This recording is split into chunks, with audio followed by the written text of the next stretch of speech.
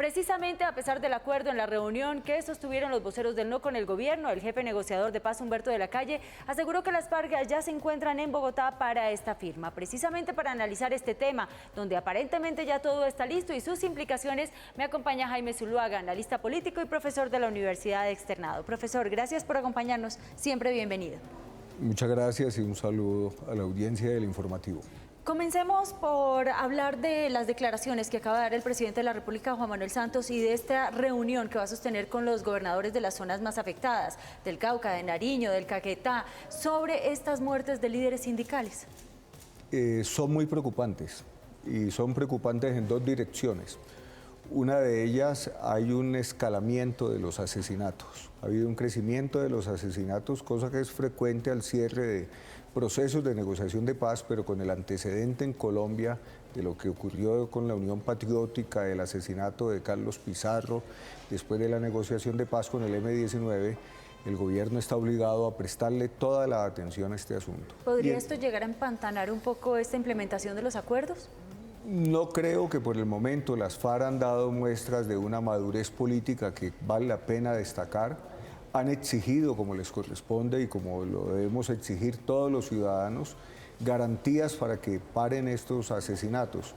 Pero quería además agregar que lo preocupante es que la mayor parte de estas personas asesinadas forman parte del movimiento Marcha Patriótica, que muchos movimientos, partidos, organismos de seguridad asocian con las FARC. Sí, se pensaba que ellos estaban albergando a estos grupos guerrilleros.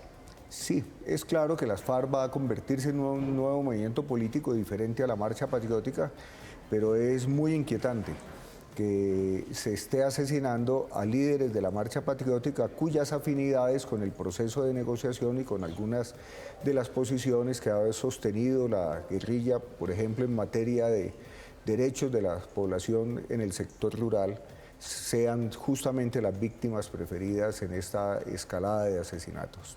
Hasta altas horas de la noche, y era otra de las notas que estábamos viendo anteriormente, estuvieron reunidos con el gobierno estos dirigentes del Centro Democrático. Estamos hablando de Iván Duque, de Óscar Iván Zuluaga, de Marta Lucía Ramírez, para buscar nuevas estrategias en cabeza del expresidente Álvaro Uribe. Ellos siguen insistiendo en que muchos de los puntos que ellos plantearon no están en estos nuevos acuerdos. ¿Hasta dónde se puede estirar, digamos, ese lazo y permitir que ellos sigan opinando y teniendo injerencia sobre los acuerdos? Me parece importante que los colombianos entendamos que la negociación es entre el gobierno y este grupo insurgente.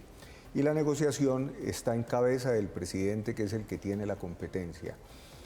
Después de los resultados del plebiscito del 2 de octubre se abrió una fase de renegociación que pienso que también igualmente las FARC dio una muestra de madurez política al aceptar renegociar lo que ya había convenido con el gobierno nacional. Y el gobierno nacional también abrió las puertas a la presencia de los voceros del no, grupo heterogéneo electoral que no se sabe exactamente quiénes son los que los deben representar.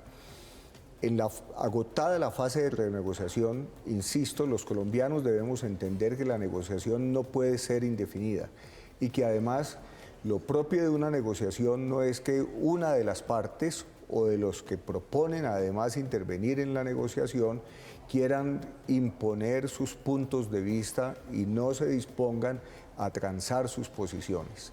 Me parece que se está llegando ya a una posición de intransigencia, de pretender que aquello que se propone para modificar el acuerdo tiene que aceptarse en su totalidad o no es posible el acuerdo político nacional. Yo espero que el acuerdo político nacional se construya con todos los sectores sociales y políticos que han aceptado las modificaciones del acuerdo en el que coincidimos todos. Indudablemente ha habido mejoras y ha habido cambios sustantivos, pero no podemos seguir arriesgando el proceso de paz. Los hechos de la semana pasada son muy graves y no podemos abrir la oportunidad para que quienes siempre se han puesto a las negociaciones de paz en este país vayan a sabotear este proceso. Profesor, 3 mecanismos de refrendación teníamos de opciones: el plebiscito, el Congreso o los cabildos abiertos. ¿Por qué el Congreso vía fast track? El plebiscito demanda tiempo, la registraduría requiere al menos 45 días y además es costoso. y los efectos que se vivieron políticamente es que se convierten en una votación en torno al gobierno, o a favor o en contra del gobierno. Los cabildos son muy importantes porque son una expresión de participación ciudadana, pero es muy difícil organizar la participación en los cabildos en más de 1000 municipios en donde pueden surgir una serie de iniciativas o una serie de propuestas y se nos vuelve un proceso interminable.